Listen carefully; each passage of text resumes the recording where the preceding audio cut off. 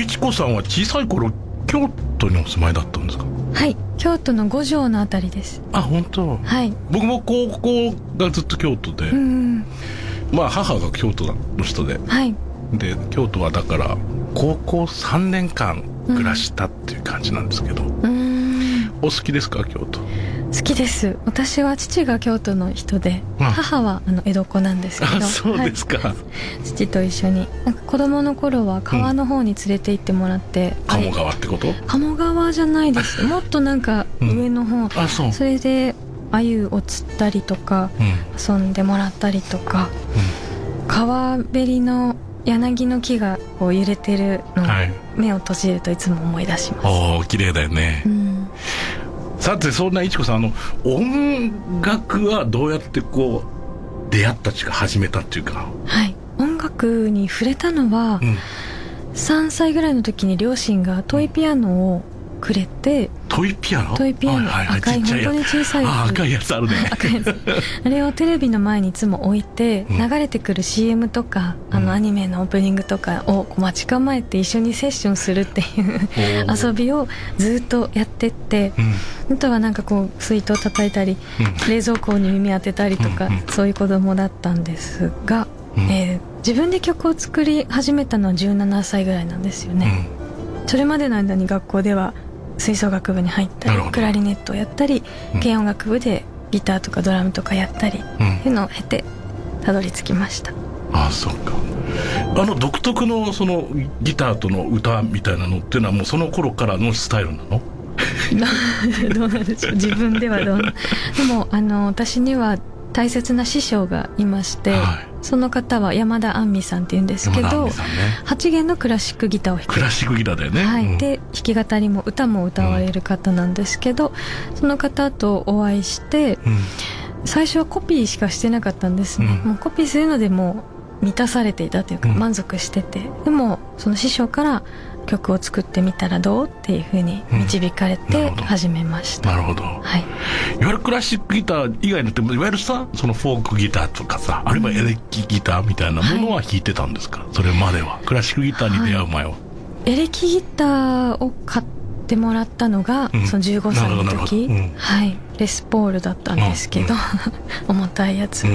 それでバンドとかも聴いてたので、結構ビジュアル系バンドとかも聴いてたんですよ。それかっこいいじゃないですか、ギターのソロとかが。それもなんか聴いて真似したりしてたけど、そのお家で大きな音あんまりこう出せなかったので、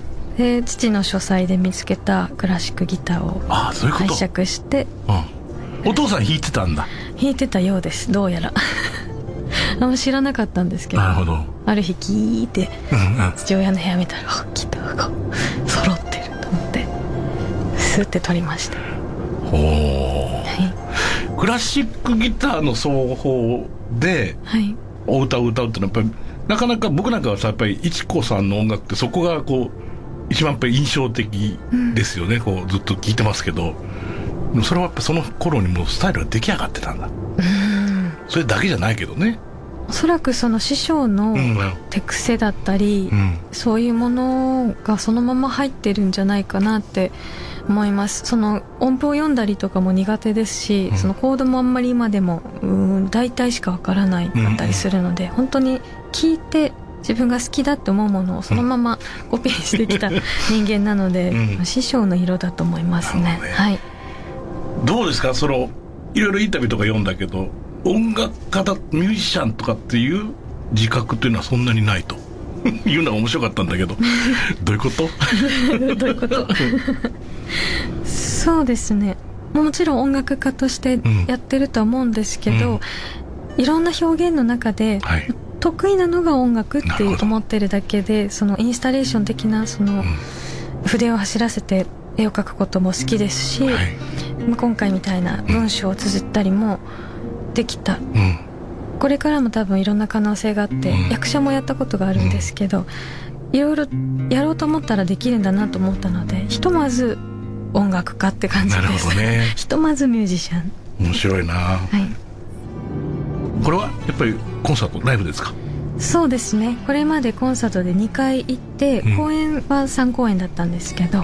強烈な印象が残ってます。あ、そう、はい、このライブ自体もってことですか？ライブ自体もそうですし、街並み、人柄もそうですし、イメージとしてやっぱりかなりこうノリが良かったり、明るかったりっていう感じがするんですけど。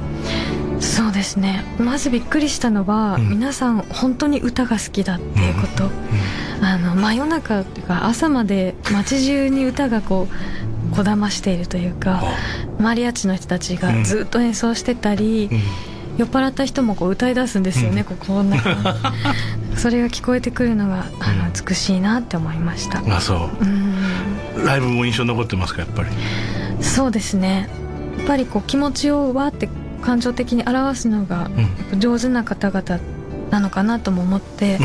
最初の時もドッカンドッカンって感じだったんですけど、先日このルミネスセントクリーチャーズのツアーで伺った時に、最初イーチ行こうイーチ行こうみたいなコールが起きてきてうわーと思ってありがとうって言ってたら、そのうちのなんか誰かお客さんの一人がイーチ行こうなんとかなんだメヒカーナっていう感じで言っていたのが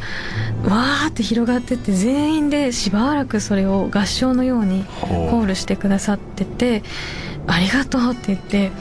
楽屋にショーの後引っ込んでって、メキシコの友達が挨拶に来てくれて、あの時なんて言ってたのって尋ねたら、いちこあなたをメキシコ人として迎え入れるっていうのをみんなが言ってくれたんだよっていうのを聞いて感激しました。いいね。それはもう最大級のあれだよね、ウェルカムだね。本当に嬉しかったですね。あ、そうですか。食べるものとかはどう？食べ物はもう永遠タコス食べてたんですけど、レストランで食べるタコスも美味しかったんです、それこそマリアッチの方々が弾いてくれるとこでも食べたんですけど、お散歩してると路上にワゴンみたいなのとか、傘立てて、その下でお父さんお母さんがトルティーヤ焼いてタコス売ってるんですよね、そういうものがすごく美味しかったんです。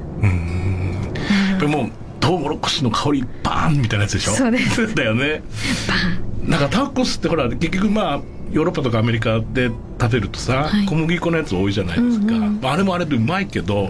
やっぱ強烈なコーンの香りっていうのは独特だよね、やっぱりね。そうなんです。で、中身もお肉とかだけじゃなく、その魚介類とかそれが本当に美味しくて、ギューってライムが絞られてる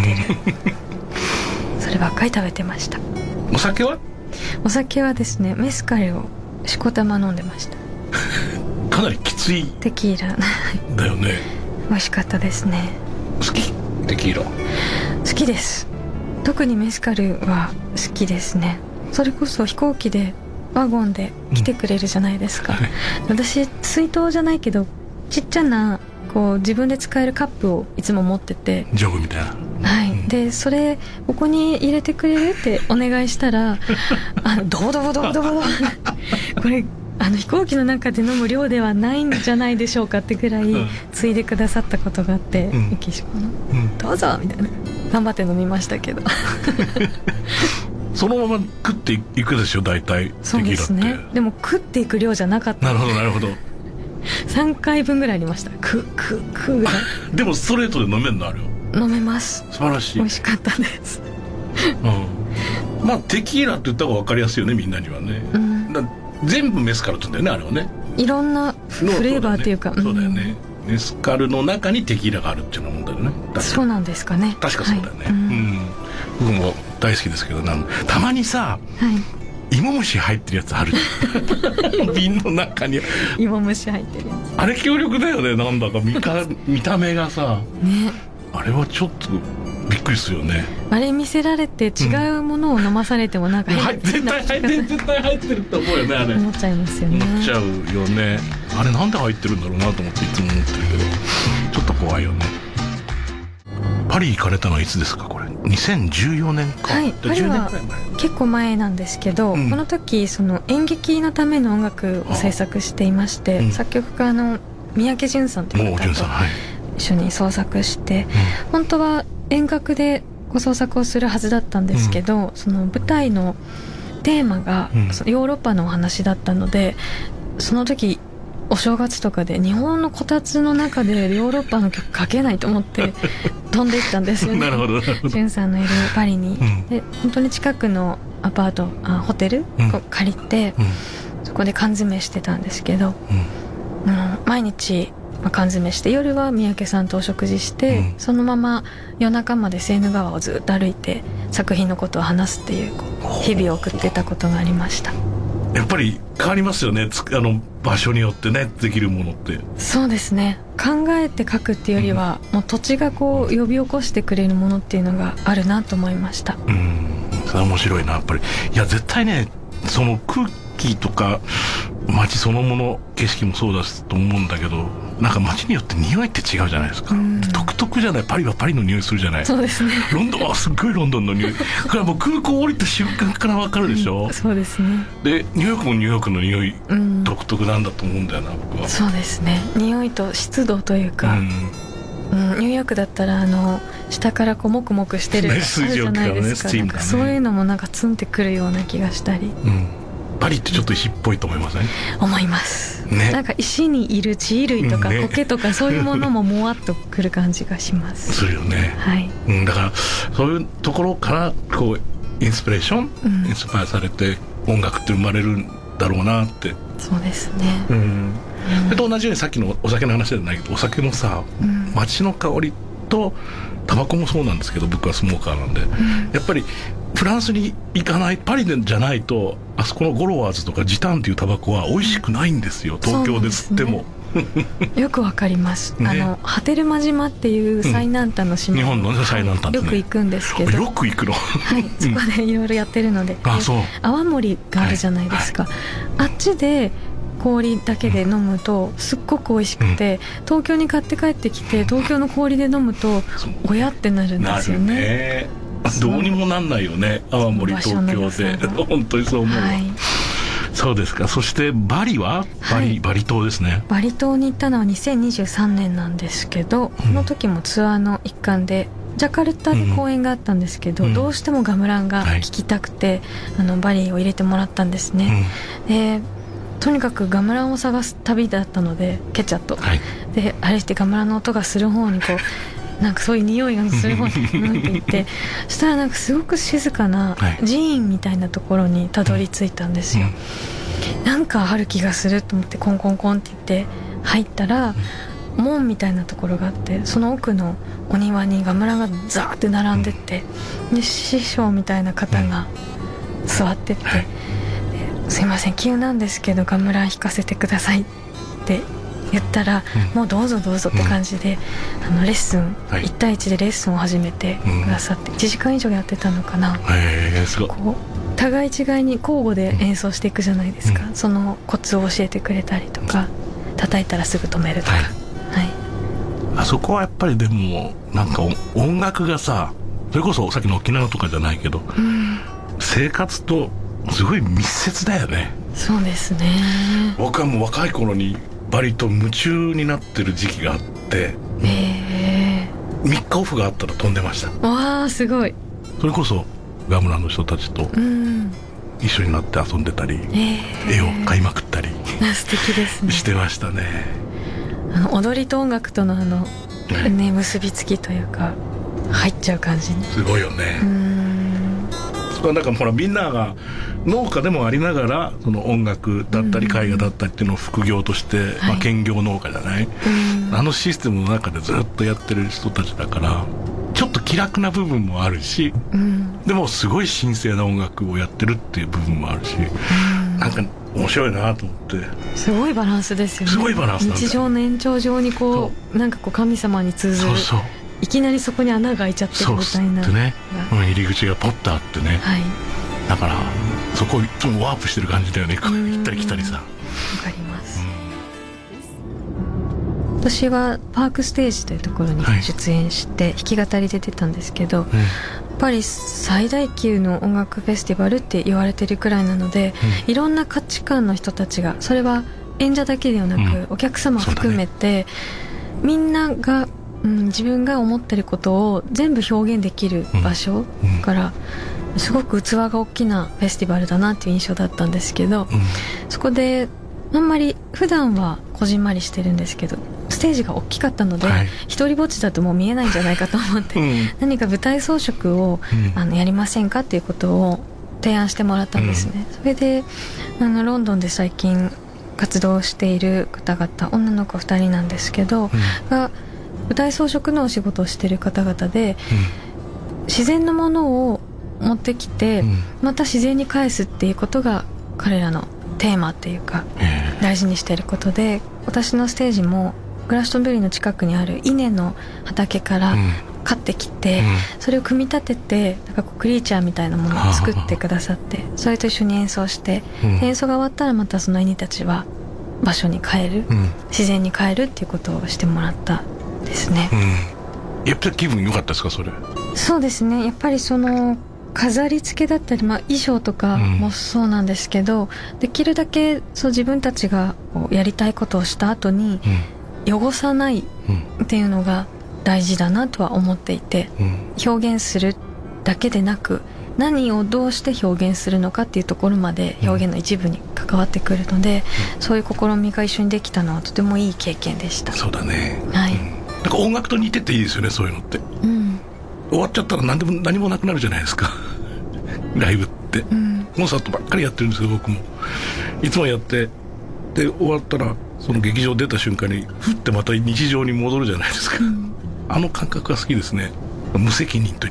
つも僕は言ってるんですけど、無責任終わっちゃったらだってね、その時限りの、それがいいなと。もちろん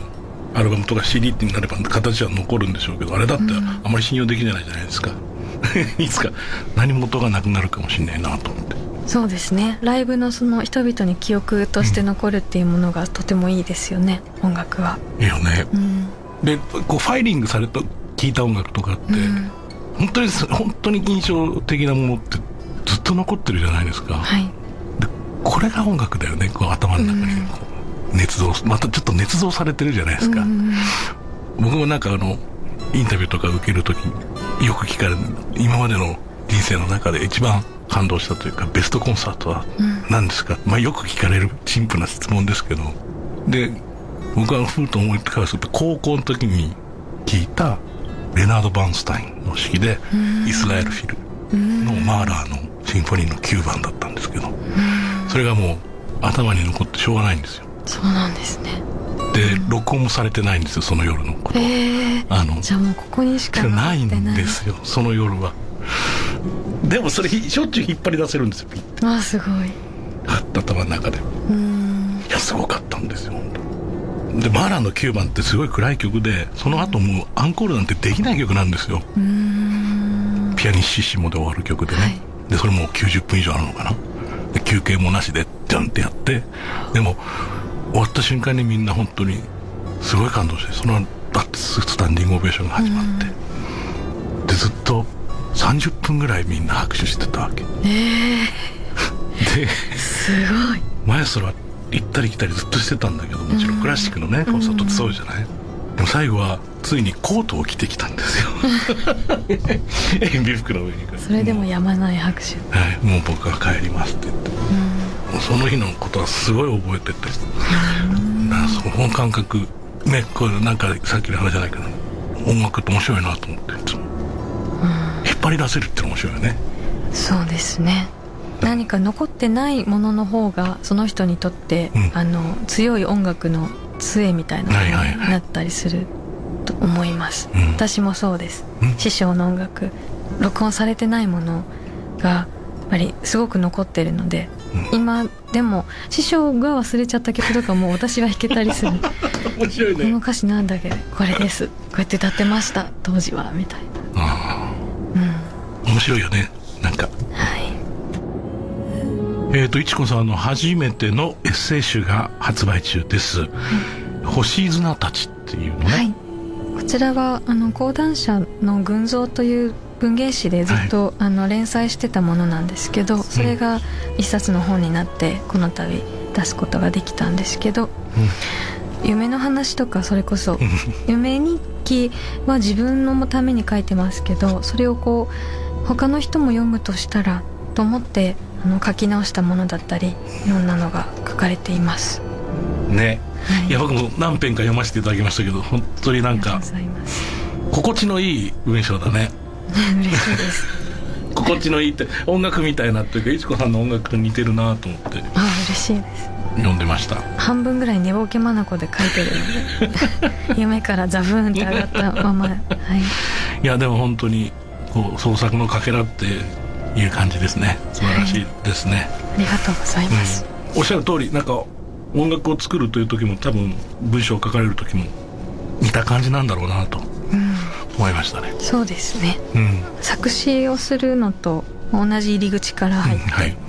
こちらはもうちょっとこう音楽がなくても分かるように頑張って書く訓練をした結晶みたいなものですけど、本当好き勝手やったのが、音楽になっていくって感じですね、今後はなんかどっか今後行きたいなと思ってるとかありますか？旅というか研究がしたいんですけど、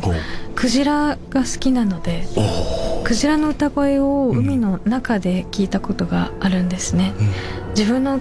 中の水が振動して鳴っている感じ、その耳で聞くっていうのではなく、自分の体からクジラの歌が聞こえるってどういうことっていう、その体験がすごく素敵だったので、もっとこう彼らの生態系だったりコミュニケーションに歌があるっていうことを自分で確かめたいなっていう、夢があります。なのでクジラの通り道をたどって旅をしてみたいですね、クジラの歌ってね、それどこで聞いたんですか？クジラの歌を聞いた場所は奄美大島と加計呂麻島の間だったんですけど、そこで冬の海で、クジラの親子がその時歌ってましたねで船に乗せてもらってスーツとか着てるんですよ、ウェットスーツとか、ここ入ってごらんって言われてふって入ったら目の前にいて、そこでもう歌ってくれて、もうこの手が顔に当たるんじゃないかっていう距離のところで、クジラと会うことができましたね。いいよね。生まれ変わったらシロナガスクジラになりたいって昔からよく言ってんだけど。そうなんですか、はいいやだってさ、まず自分の体が30メートルを超えるわけですよ、楽しそうじゃないですか。楽しそうですねでそれでバッサーっつって海を潜ったりで、潮いプシャーっつって、でまた息吸ってでずーっと入っていくって楽しいだろうな、だってな、気持ちいいだろうなと思って、歌だけで自分たちの仲間が妊娠してるかどうかとかも、その帰ってきたエコロケーションの波動で分かるっていう、何かこう触るとかどうですかとか聞くわけでもなく、全部がその歌で行われてるっていうのが、なんて魅力的な生き物なんだろう、でも同じ作りじゃないですか、私たちとクジラってすごく近いから、私たちの中にもそういう力ってきっと宿っている、人間としてすごく私たちは進化してきちゃったけど、捨てちゃったかもね、昔はあったけどねっていう世界だね。なのでそこをなんか見つけたい、取り戻しに行きたいみたいな気持ちが、クジラからこう伝えられてあるのかもしれないです。いやいいね。さてと、これはゲストの皆さんに必ず伺ってるんですが、いちこさんにとっての旅ってのは一体何ですか？思い出すこと、いいね。新しい景色を見たりっていうこともあると思うんです、旅って知らないものを見に行く、でも新しく感じるけれども、自分の中の忘れていたものと結びついてたり、あとはその全く自分とは違う時代の違う人が残していった何かと接続されてしまう時ってあると思うんです。それってよく知った日常の中にもあるけれど、旅に出るからこそ本来出会わなかったかもしれない人と交わることができるっていう点では、大量の思い出すっていう体験ができることなんじゃないかと思いました。ずっと会いたいなと思ってたので、今日はいろんなお話を伺えて楽しかったです。本当に世界中でね人気のこの歌手ということで、ただやっぱり本当今日お話初めてゆっくりさせていただきましたけど、彼女から発せられるもの、例えばその音楽メロディーにしても歌声にしても喋り声にしても、で今日の5本読ませていただいても全部一緒なんだよね。だからそこがとても素敵な方だなと思いました。応援しております。またお会いできる日を楽しみにしております。